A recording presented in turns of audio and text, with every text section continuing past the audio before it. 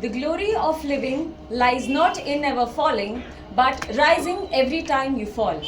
This quote by Nelson Mandela emphasizes two qualities of determination and resilience which are important in sports overall and particularly in our country with diverse sporting landscape.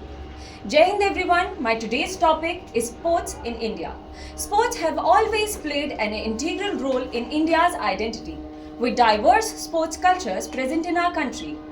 Though cricket has a major importance in our country. And also, our national team has enjoying great successes in sports in cricket by winning various World Cups and also winning various tournaments at global level.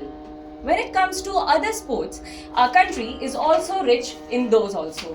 In hockey, the India has won 8 Olympic gold medals, and hockey has also a great importance in hearts of our nation.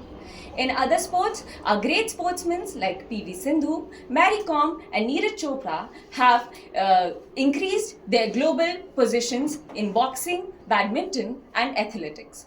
When it comes to government and investment policies, the government has also supporting sports across the nations.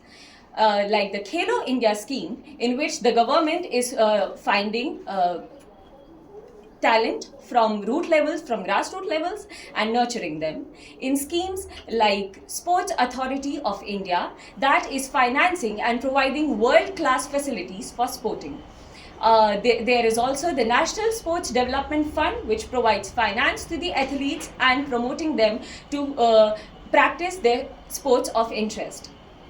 When it comes to the sports, despite these achievements, it comes to the disadvantages at rural areas and finding the talents at rural levels. Still, the government are contributing towards forming different policies and making strides to progress the nation.